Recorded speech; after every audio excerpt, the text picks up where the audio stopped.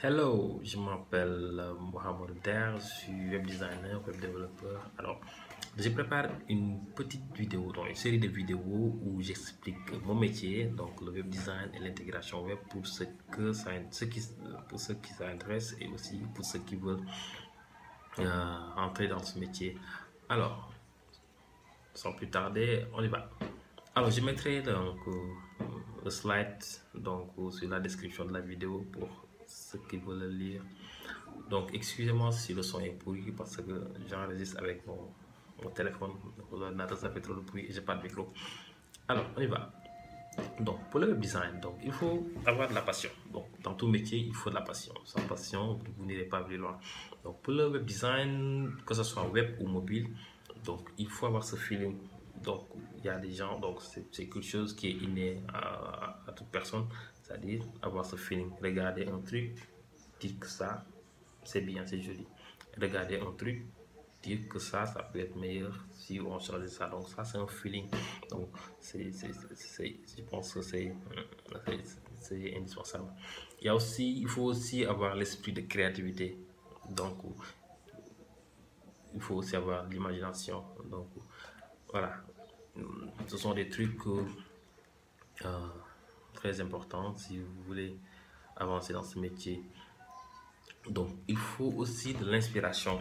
Donc, il y a plein de ressources pour s'inspirer. Il y a Dribble, je passe là beaucoup de temps là-bas. Il y a Behance, il y a Material et il y a beaucoup aussi de ressources où vous pouvez vous inspirer.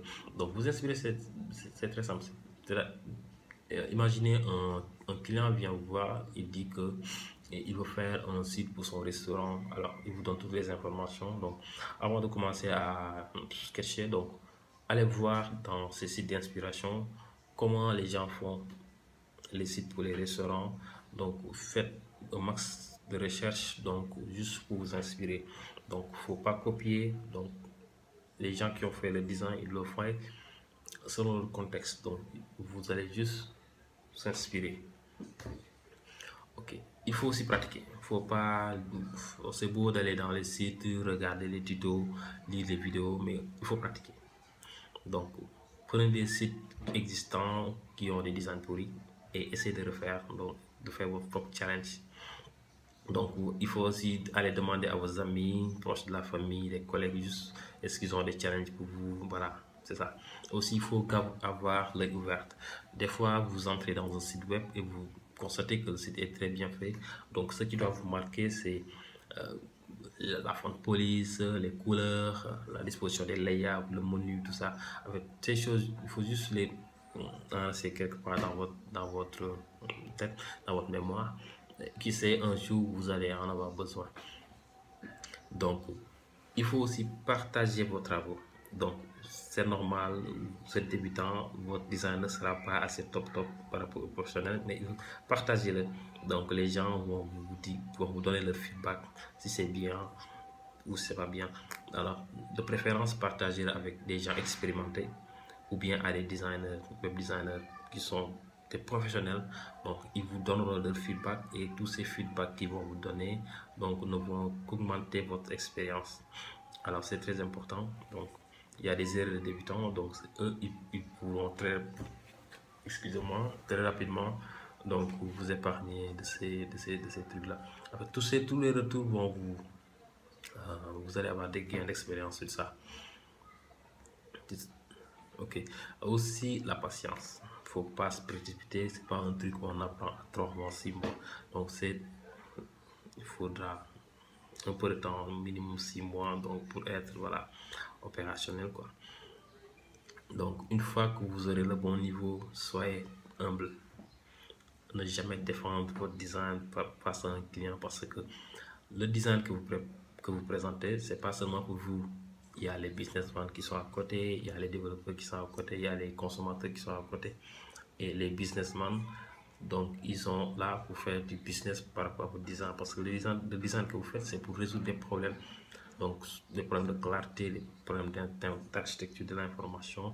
Et prenez tous ces feedbacks et voilà, essayez de faire avec. Alors, il faut aussi participer au challenge. des challenges, il y a beaucoup de challenges, il y a daily design, il y a les challenges sur Material Hub. Donc le daily design, comment ça fonctionne? Donc vous donnez votre adresse email et du lundi au vendredi, sur une durée d'un mois, chaque jour il va vous envoyer un thème à designer. Ça peut être une page de connexion, une landing page, page détail produit.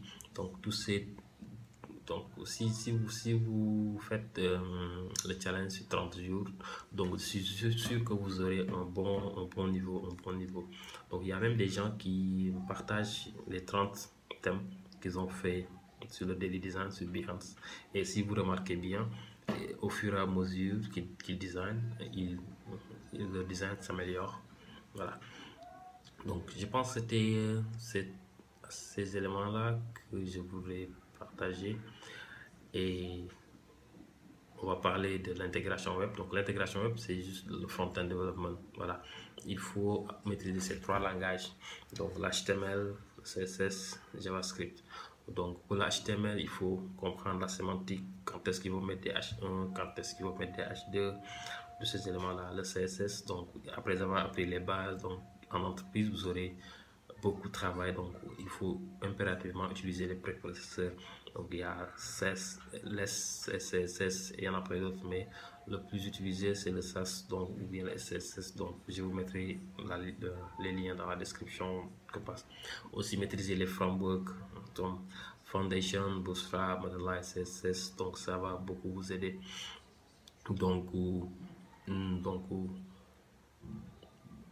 pour chacun de ces outils-là, on fera une vidéo dédiée à ça. Donc, il y a aussi les outils. Donc, il y a ce qu'on appelle les Run Task Manager. Donc, les lanceurs de tâches comme Grunt, Gulp, Webpack.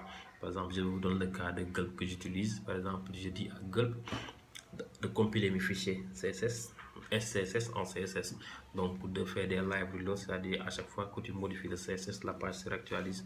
Donc, on fera aussi une vidéo sur ça. Il y a aussi les générateurs. Moi, je les utilise beaucoup. Il y a Yeoman, voilà. Par exemple, je fais beaucoup de Drupal pour les thèmes Drupal. Donc, moi, j'utilise Yeoman pour générer un thème Drupal. Donc, voilà. Aussi, il y a les gestionnaires de dépendance, NPM, Bower, Yarn. Aussi, on fera des trucs sur ça. Ok. Donc, pour terminer, il faut aussi faire de la veille technologique. Donc, c'est pas facile. Donc, c'est de la passion. Donc, abonnez-vous aux newsletters. Donc, il y a les daily Web Design Weekly, CSS Weekly. Donc, chaque fin de semaine, il vous envoie l'ensemble des articles intéressants qui se sont produits dans la semaine. Et c'est vraiment vachement bien. Il y a aussi le site de CodeDrops. Donc, je mettrai le lien sur la description. Il y a Stackchart. Donc, j'y vais souvent pour voir les nouveautés. Donc, je passe beaucoup de temps aussi sur Medium pour, voilà, lire aussi, beaucoup lire sur les articles de UI comme sur UX Design. Donc après on parlera de ces concepts. Donc il faut aussi rejoindre les communautés. Donc sur Facebook il y a les communautés web design, voilà, Instagram, voilà, pourquoi pas, Twitter, tout ça. Aussi il y a tellement de chaînes YouTube ou des gens passionnés comme nous qui partagent leurs vidéos, leur quotidien, comment ils postent. Donc il y a beaucoup de ressources en anglais, mais aussi en français aussi, il y en a beaucoup. Alors, c'était tout ça pour une vidéo d'introduction. J'espère que ça vous a plu et ça vous a aidé. Donc, si vous avez des commentaires, des suggestions, des remarques, vous pouvez les mettre dans les commentaires. Donc, on se dit à bientôt pour une nouvelle vidéo.